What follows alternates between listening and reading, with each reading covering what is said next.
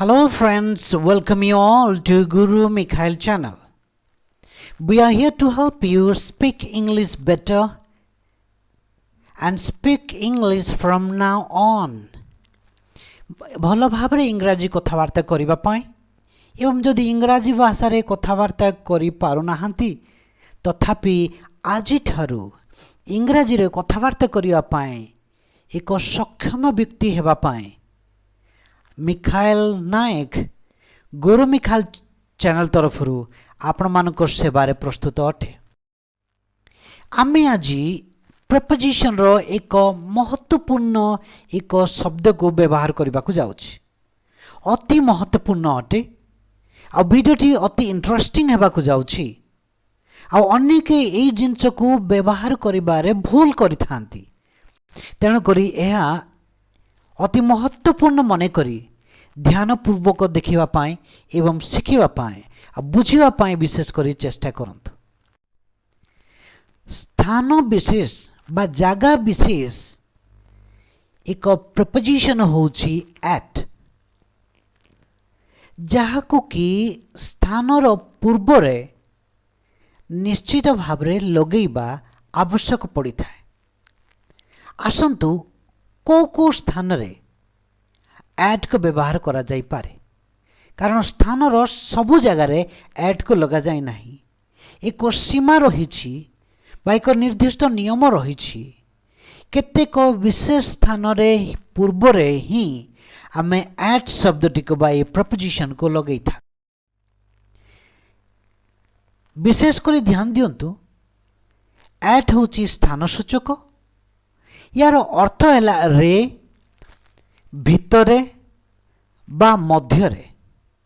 ୟାକୁ ଆମେ small towns ମାନେ ଛୋଟ ଛୋଟ ଯେଉଁ ଟାଉନ୍ ଥାଏ ତା ପୂର୍ବରେ ଆଟ୍ ଲଗେଇଥାଉ। ତାର ମାନେ ବଡ଼ ଟାଉନ୍ ପୂର୍ବରେ ଆଉ ଅଲଗା କିଛି ଲଗେଇଥାଉ। ଗାଁରେ ଆମେ ୟାକୁ ବା ଗାଁର ନାଁ ପୂର୍ବରେ ଆଟ୍କୁ ଲଗେଇଥାଉ। ତେଣୁକରି ମନେ ଥିବ ଆଡ୍ରେସ୍ ଲେଖିଲା ବେଳେ ଭିଲେଜ୍ ବଦଳରେ ଆମେ ଆଟ୍ ଲେଖିଥାଉ, ରାଇଟ୍? ତ ଗାଁର ନାଁ ପୂର୍ବରେ ମଧ୍ୟ ଆମେ ଆଟ୍ ଲଗେଇଥାଉ।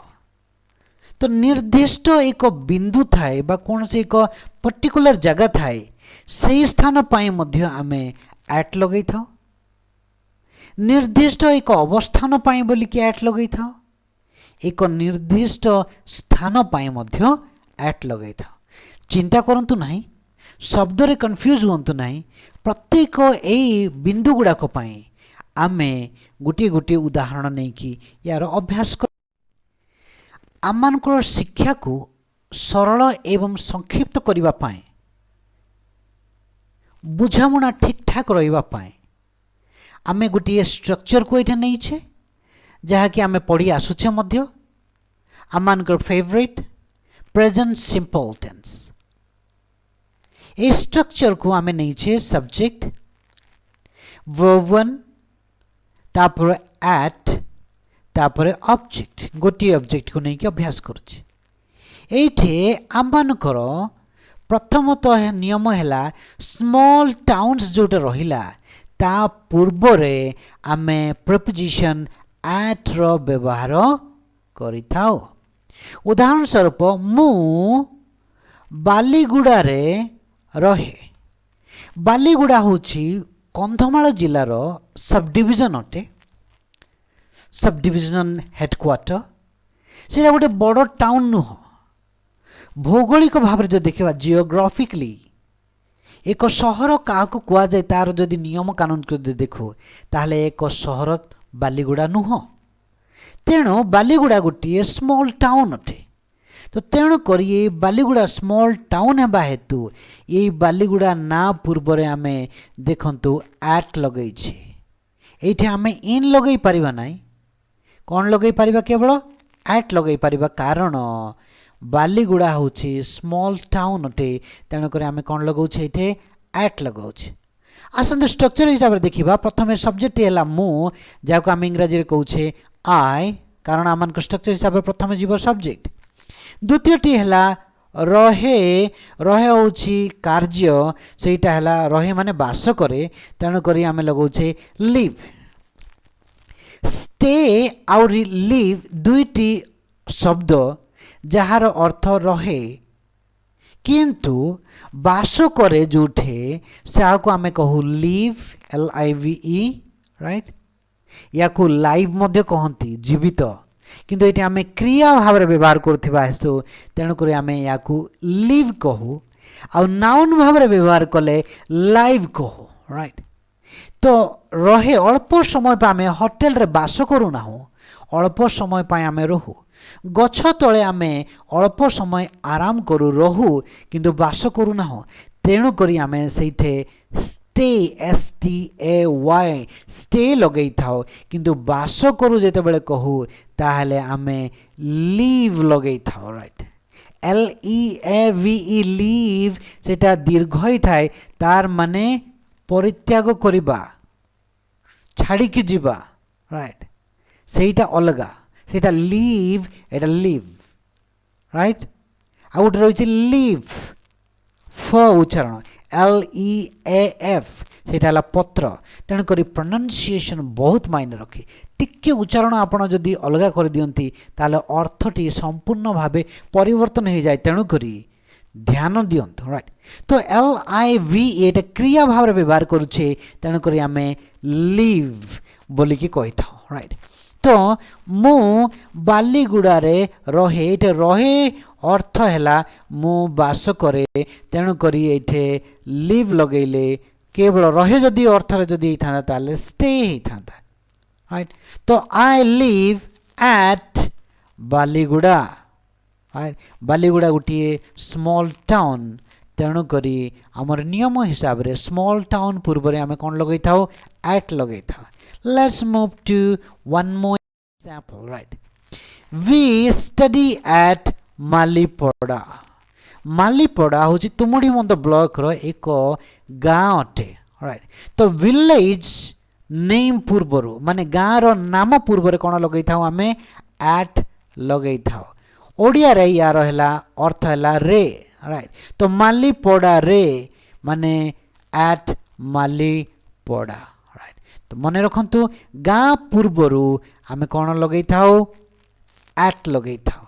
आसतु या आम अभ्यास करवा आम यहाँ सब्जेक्ट जहाँ आम इंग्राजी कहूँ वी राइट अध्ययन करू अध्ययन करने को आम कही था स्टडी राइट आउ केवल पढ़ा ताको आम कही था रीड रीड माने हूँ पढ़ा आउ स्टडी माने हेले अध्ययन करवा। तो आम जिते ध्यानपूर्वक कौन जिनस पढ़ी था ताको आम कौन कहू अध्ययन बोली कही था सही अर्थ रे आम कौन लगे था स्टडी लगाओ केवल आम पढ़ी था मुखस्थ करिवार नाही संपूर्ण विषय को ध्यान देवार नाही सही जगह रे आम कौन लगे था रीड बोली कि कहो I read news paper right मु खबर कागज पढ़े I don't study news paper मु खबर कागज अध्ययन करे नाही राइट आम कौन करि था न्यूज पेपर को पढ़ी था राइट। तो ये स्टडी अर्थटी लगेबा ही ठीक होता है किंतु रीड लगेले भूल हेबो। आमे मालीपड़ारे अध्ययन करू तार माने मालीपड़ार कौन से एक स्थान अच्छी हाँ राइट कोड गोटे स्कूल ही थाई पारे सेठे अध्ययन करिया विषय कहूँ पिलाटी तेणुक से कौन वाटी आम व्यवहार करें रीड नुह study. So we study at Malipada आम मालीपड़ारे अध्ययन करू मालीपड़ाटी गाँव अटे तेणुक आम कौन लगे एट लगे।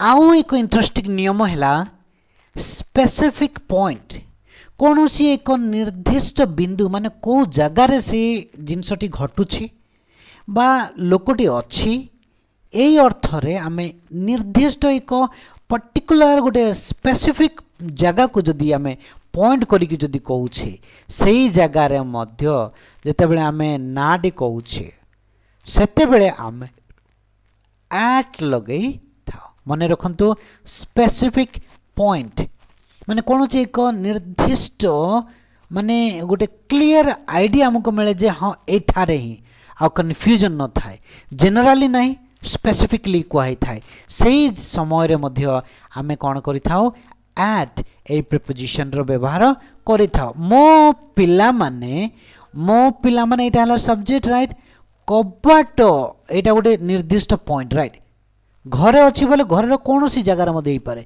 किंतु कबाट बोलिकी जो कहे तार माने दुआर बंध बोलिकी आम मानकर कथित गाँवलिया भाषा कहूँ राइट तो डोर पोस्ट बोलिकी आम इंग्राजी कही था राइट माने जो कबाट लगी थाए कबाटे बंद हुए से जो जगह जो थाए सेटा को आम कौन कहू दुआर बंध बोलिकी आम केते कबाट बोलिकी कही था राइट तो कबाट पाखरे खेलती तो मो पिला माने खेलती कोठे कबाट पाखरे से माने खेलती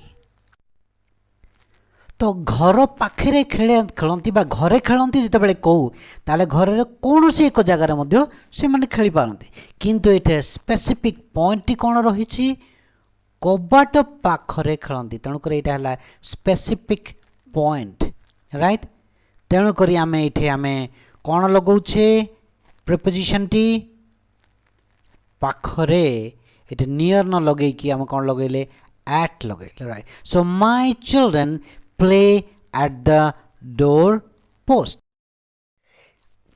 आउ एक इंटरेस्टिंग जिनस है स्पेसिफिक लोकेशन एक निर्दिष्ट अवस्थान को जदि आप दर्शाइबा को चाहती ताहेले मध्य आपण एट लगेबा को पड़ी थाए मन रखंतु आमे प्रिपोजिशन रो यूज शिखुचे ता सहित आमने यहाँ को गोटे ही स्ट्रक्चर नहीं छे प्रेजेंट सिंपल रो गोटे ही ऑब्जेक्ट थिबा सेंटेंस को राइट गोटे ही वर्ब एक्शन वर्ब थिबा सेंटेंस को जो द्वारा आपन को बुझिबारे अधिक प्रांजल ही पारिबो राइट तो एठे स्पेसिफिक लोकेशन नियमटी को देखंतु स्पेसिफिक लोकेशन जदि अछि ताहा जदि दर्शाउछे ताले आमे कोन प्रिपोजिशन रो सहाय्य नै थाओ एट रो सहाय्य नहीं था जोटा द्वारा आम मानकर श्रोता बा आम टार्गेट बुझी निए यह एक स्पेसिफिक अवस्थान को नहीं कि बुझौछि से जगह को से खोजा को जाओ किंबा देखा करने को जाओ से निश्चित भाव में से जिनस को प्रांजल भाव में बुझीपार एवं से जगह पहुँची पार राइट तो छात्र एवं शिक्षक माने श्रेणी गृह लड़ती ये लड़ार एक अवस्थान टी कौन स्पेसिफिक लोकेशन कौन श्रेणी गृह राइट तो श्रेणी गृह एक स्पेसिफिक लोकेशन अटे तेणुक ये एट रो व्यवहार होता है देखिबा स्टूडेंट्स एंड टीचर्स यहाँ है सब्जेक्ट राइट से माने कौन करती लड़ती लड़वा को कौन कहती फाइट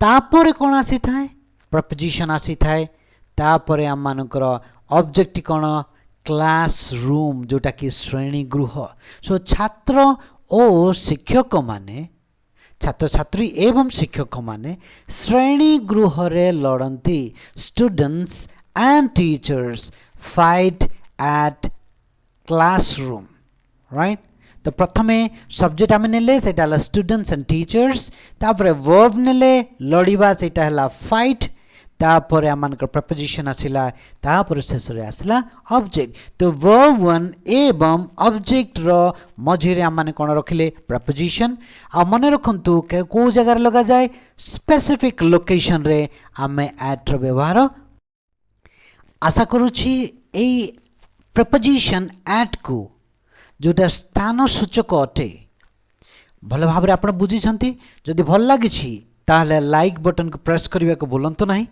एवं जदि सब्सक्राइब करना ताहले सब्सक्राइब कर नियंतु आ अन्य मानकु शेयर करने को जमा भूलंतु नहीं देखा है आउ एक वीडियो सह रहुछि विदाय दियंतु मो Mikhail Nayak from Guru Mikhail channel.